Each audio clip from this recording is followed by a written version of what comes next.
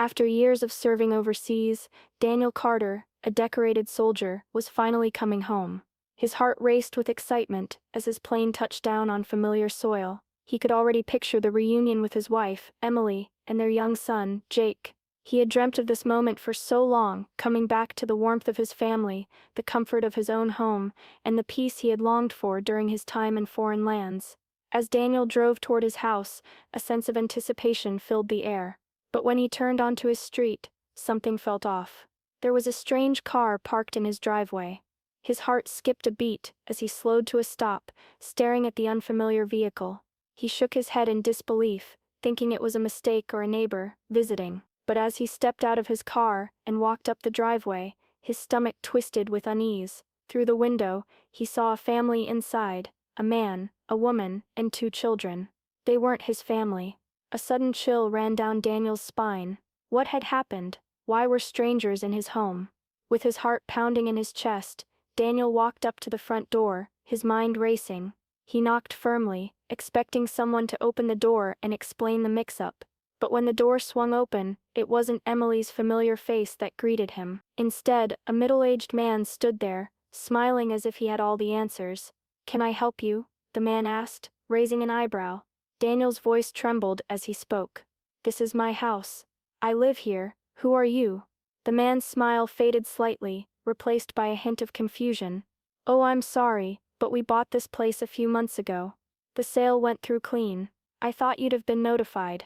Daniel's stomach dropped. Bought the house?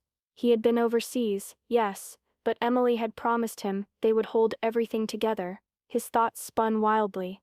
"My wife Emily and my son Jake. Where are they? They were supposed to be here." The man shook his head. "Sorry, I haven't seen anyone by those names. We've been living here for a while now."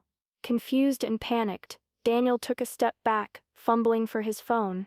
His fingers shook as he opened his messages to Emily. There were no replies, just a series of unread messages and a sense of emptiness. She had stopped responding completely. Frantic, Daniel rushed to a neighbor's house. Mrs. Foster, an older woman who had always kept an eye on things, opened the door. "Mrs. Foster, where's Emily? Where's Jake?" She looked at him with a sorrowful expression. "Daniel, I thought you knew. Emily sold the house weeks ago and left town. Took Jake with her. No notice, no explanation, just gone." Daniel stood there, frozen, as if the ground had slipped out from under him. His family, his entire life was gone, and he hadn't even known.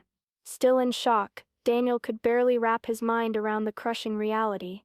Emily, the woman he had spent years building a life with, had disappeared without a trace. His heart ached, but his mind refused to let the matter go. He couldn't just stand there, lost and broken. He needed answers. Determined to get to the bottom of it, Daniel went to the local real estate office. His hands trembled as he explained the situation to the receptionist. A few minutes later, the office manager appeared, pulling up the records on her computer. She hesitated before speaking. "Mr. Carter," she began. "Emily Carter signed all the documents. She legally sold the house while you were deployed, transferring everything into her name. Everything was above board." Daniel's stomach twisted as the words hit him. His wife had handled everything on her own, completely cutting him out. Not only did she sell the house without telling him, but she had also transferred ownership, leaving him with nothing.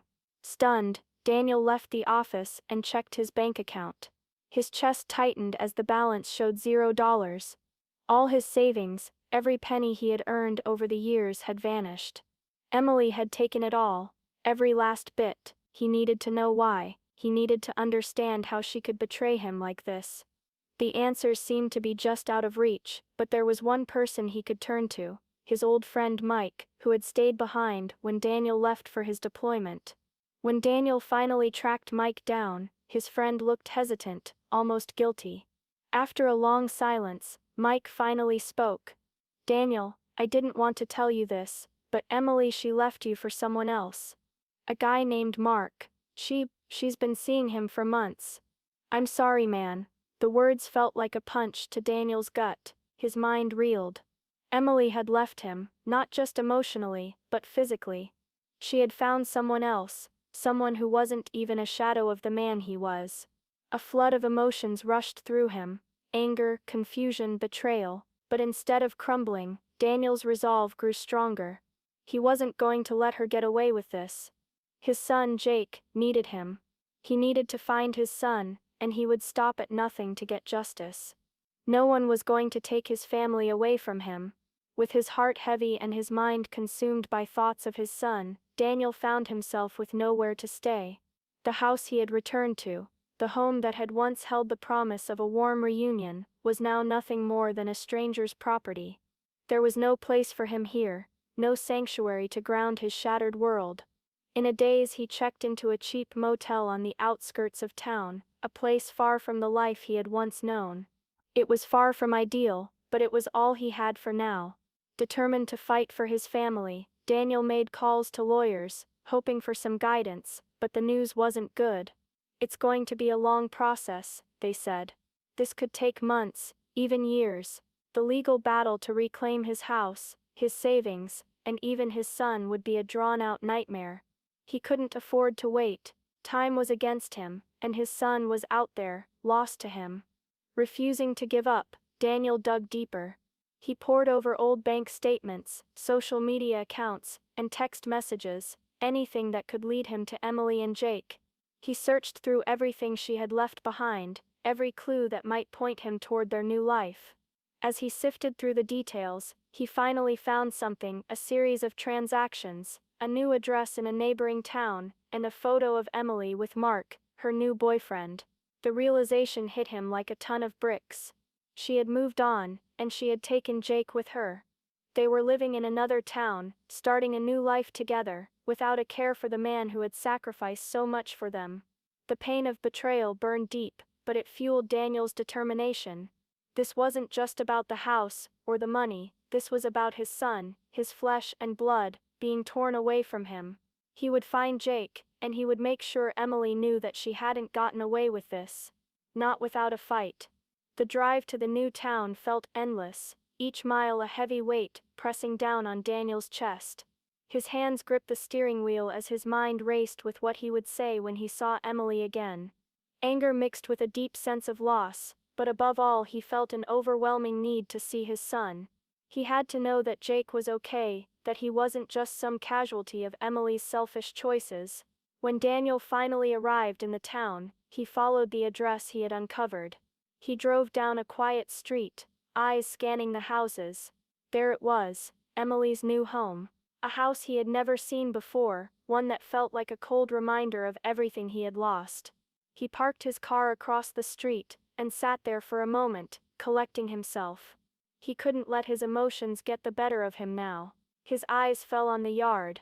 There, running around with a toy car in his hand, was Jake, his little boy, laughing and playing without a care in the world. Daniel's heart shattered in his chest. He hadn't seen his son in so long, and now seeing him here seemingly untouched by the chaos his mother had caused, only deepened the pain. Jake didn't know the truth. He didn't know that his mother had abandoned his father, or that Daniel had been waiting for him to come home. Taking a deep breath, Daniel got out of the car and walked up to the door.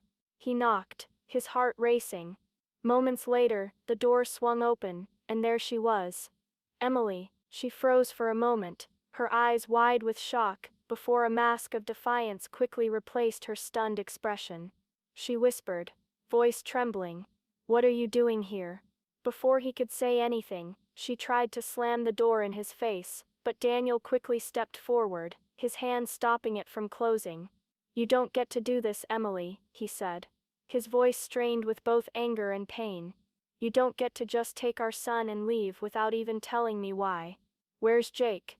Emily hesitated for a moment, then looked over her shoulder, her gaze flickering briefly to their son in the yard. "He's fine," she said coldly. "I'm doing what's best for him." Daniel couldn't believe his ears. "What's best?" "Taking him away from me. You sold the house, emptied the bank accounts, and you left, no explanation, no goodbye. You left us, Emily. How could you do this?" Emily's expression hardened. "I needed a fresh start, Daniel. You were never here.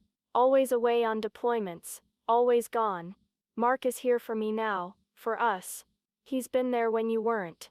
Before Daniel could respond, Mark appeared in the doorway, looking smug. His arms were crossed over his chest, and there was a condescending smile on his face. "Daniel," he said, in a mocking tone, "I see you're still stuck in the past. You've been gone too long to have a say in how things are now. Emily and I are building a life together. It's time for you to move on." Daniel's jaw tightened as the words hit him like a slap. Mark was dismissing him, like he was nothing more than a distant memory. He had stolen everything: his wife, his family, his future. "You are not Jake's father," Daniel growled. "You don't get to decide his future. I'm taking him. I'm not walking away from this." But Emily shook her head, her voice firm and cold. "You can't take him, Daniel.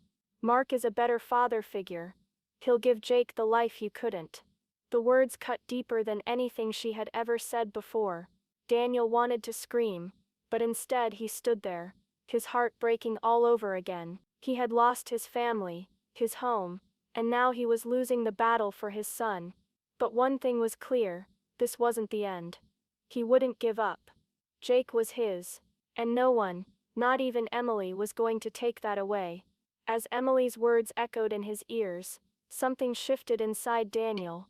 The anger that had been building inside him, the rage at the betrayal, threatened to explode. But instead of losing control, he took a deep breath and pulled out his phone. He didn't need to shout or argue. He needed something far more powerful: evidence. He began recording the conversation without saying a word. Emily's face faltered as she noticed the phone in his hand, but she didn't stop talking. Her defenses were down, and in that moment she let slip the truth. "You sold the house, emptied our savings, left me for someone else, and took Jake away without a word," Daniel said, his voice low and steady as he held the phone out.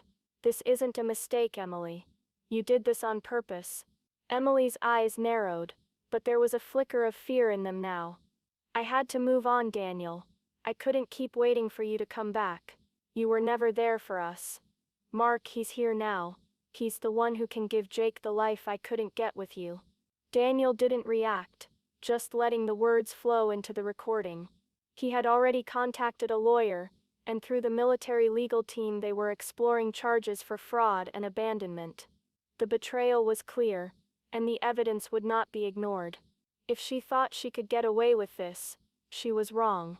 With the recording safely in his phone, Daniel stood a little straighter, his resolve hardening. He looked Emily in the eye. "If you refuse to let me see Jake, there will be serious legal consequences. I have the military and the legal team behind me. You can't hide behind lies and excuses anymore." Emily opened her mouth, but before she could speak, Mark stepped forward, his smug expression faltering. He clearly realized the gravity of the situation. Daniel had the upper hand now. "Emily," Mark said, his tone suddenly more serious, almost accusatory, "this is a mess.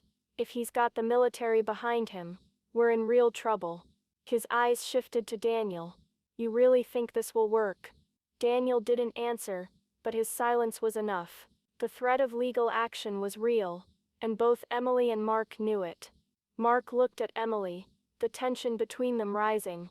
Emily's face twisted in frustration, and for a moment Daniel thought she might try to back out, but then she sighed deeply, defeated. "Fine," she muttered, her voice barely above a whisper. "You can take Jake for a visit. Just don't make this harder than it has to be." Daniel nodded, his heart pounding in his chest. This wasn't the victory he had imagined. It wasn't even close. But it was a step in the right direction. Jake was coming home, even if only for a short time, and that was all that mattered right now. As he turned to walk toward the yard, his phone still recording, he caught a glimpse of Jake looking up at him, his wide eyes full of confusion. Daniel's heart swelled with love and regret, but there was no turning back. This fight wasn't over. It had only just begun. The days following Daniel's confrontation with Emily were filled with a flurry of legal meetings, tense conversations, and sleepless nights. But as the case unfolded, the truth came to light. Fraud and abandonment had been committed, and Emily's lies couldn't stand up in court. Daniel's lawyers built a strong case, uncovering evidence that Emily had intentionally cut him out of his own life, deceiving him while he was overseas. It wasn't long before the town, which had once whispered about Emily's new life, began to turn against her.